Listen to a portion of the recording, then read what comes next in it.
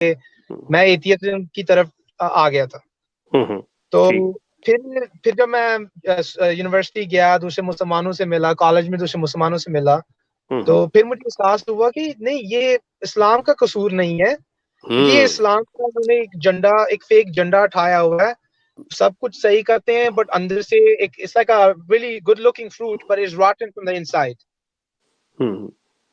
तो फिर ऐसा ऐसा शेख साहब, इधर मैं अकेला नहीं हूँ, इधर बड़े टीनेजर्स हैं और ये बड़ी प्रॉब्लम है कि एक दफा ये अहमदियत को छोड़ देते हैं या अहमदियत की उनमें वो उनको वो चीज नजर नहीं आती, तो वो इन चीजों की तरफ जाते हैं। वो नेचुरल चीज, अंडरस्टैंडेबल है, क्योंकि वो इस चीज को इस्लाम से इक्वेट करते हैं, बट ये बात उधर एंड हो जाती है।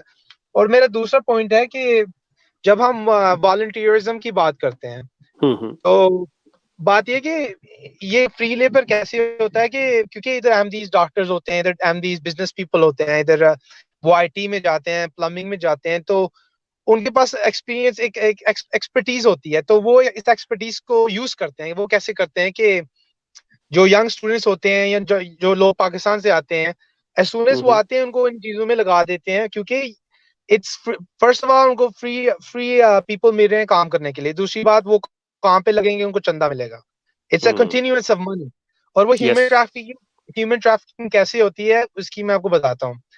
ये लोग आप जर्मनी का मैं आपको बताता हूँ। उधर आप जाएंगे शेख साहब, तो वो जर्मन लोग अभी तंग आ गए हैं लोगों से, क्योंकि आप देखेंगे वो जब पाकिस्तान से लोग आते हैं आधे डिवोर्स हो जाते हैं। हर घर में वुमेन्स प्रॉब्लम्स, वुमेन्स इश्यूज हैं। There so many different things जो मैंने देखी, फिर मुझे एहसास हुआ कि नहीं, ये कम्युनिटी जो लोग बॉटम पे हैं, वो उनको बेचारों का कोई कसूर नहीं है। वो तो ब्रेन वॉश उनको बचपन से माँ बाप से जनरेशनली सिखाया जाता है कि अगर आप अहमदियत को छोड़ देते हैं तो आप जहन्नम में जाओगे, ऐसे होगा वैसे या होगा। आप तो पे अजाब आ जाएगा या दुनिया में तबाह हो जी जाओगे। जी जी, फिर वो आपको बताते हैं कि आपको पता नहीं है कि जब एक दफा आपको किस्सा पता होगा मिर्जा साहब के, मिर्जा साहब का किस्सा है कि वो एक दफा एक आई डोंट नो एक डिजीज आया था इंडिया में। तो ताउन, वो कहते हैं कि प्लेग प्लेग अगर जी जी, प्लेग। तो हम हमें बचपन से सिखाया जाता था कि अगर जो लोगों ने यकीन किया था मिर्जा साहब, वो ताऊ से बच गए थे, जिन्होंने नहीं किया था उनके साथ बुरा हुआ था। तो इस तरह की स्टूपिड स्टोरीज बता के, या और आपको पता है शेख साहब, मैं आपको एक फनी चीज बताता हूँ। इस चीज से मुझे पता चला कि ये this is a very confused community. इनको अपनी आइडियोलॉजीज नहीं पता। राइट। अम, मैं आपको बताऊं शेख साहब, अगर आप एक इंसान से पूछे, मैं आपको बताता हूँ। मैंने एक दफा एक मुरब्बी से सवाल किया, ठीक है, तो उसने मुझे एक जवाब दिया। तो मैंने एक और बंदा था एडमिनिस्ट्रेशन में, मैंने उससे पूछा, तो उन्होंने मुझे दो अलग जवाब दिए। तो अभी आप देखें कि जो जो जो एक ये नॉलेज की बात हो सकती है, मैं समझ सकता हूँ, पर शेख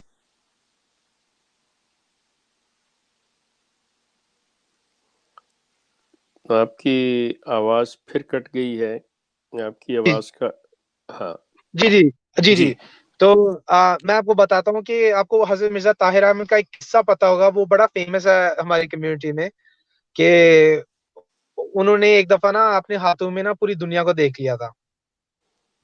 तो इस तरह की जो छोटी छोटी स्टोरीज बता के ना, एक तरह का एक इलॉजिकल फेरी टेल है, एक या इलॉजिकल स्टोरीज बता के वो अपने बच्चों को जो इधर वेस्टर्न मुल्क में पैदा होते हैं, इन तरह की चीजों को बता के ना वो उस कम्युनिटी में अटैच कर देते हैं।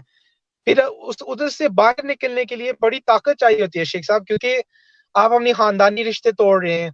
आपके जितने भी दोस्त हैं वो आपसे बात नहीं करेंगे, आपके बिल्कुल लोगों की सही। शादियों में नहीं या आएंगे, शादियों में नहीं आएंगे, जनाजों में नहीं आएंगे।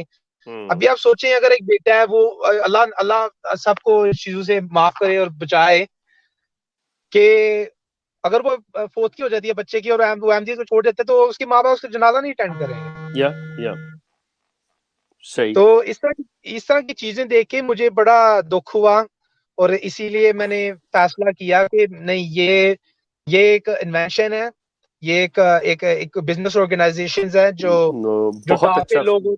बहुत जी अच्छा जो और बड़ा जी लॉजिकल और रीजंस के साथ आपने ये फैसला किया है, मतलब ये जी विदाउट एनी रीजनिंग नहीं किया। अभी जो आपने एक छोटी सी बात मेंशन की है ना मिर्ज़ा ताहिर के बारे में, कि जी जी उनका वाकया ऐसी ऐसी बातें बताते हैं और ये, अब आप ये देखो कि इस वक्त मौजूदा तौर पे मिर्ज़ा मसरूर जब टीनेजर लड़कियों के साथ मतलब नासरात और लजना जो भी कह लें, उनको बच्चियों के साथ बैठता है और बातें करता है, तो जी व्हाट यू थिंक कि बच्चियों का जो सवाल होता है, हालांकि बच्चियां जो हैं वो ग्रेड 9-10 की बच्चियां हैं, ठीक है, जी उनके जो सवाल होते हैं, डू यू थिंक मसरूर उन बच्चियों को सेटिस्फाई कर पाता है, उनके सही सवालों के जवाब दे पाता है?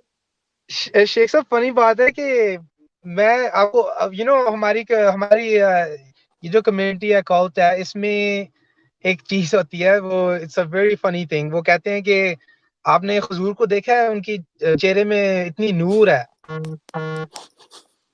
और और मैंने मैंने देखा, मैंने कहा ये तो एक इंसान है।